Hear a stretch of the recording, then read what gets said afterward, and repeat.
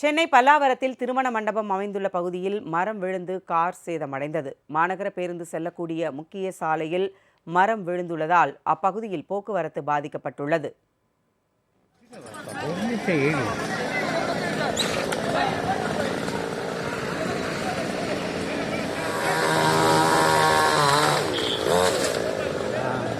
சாஞ்சிருச்சா? போலாண்ணா போலாண்ணா.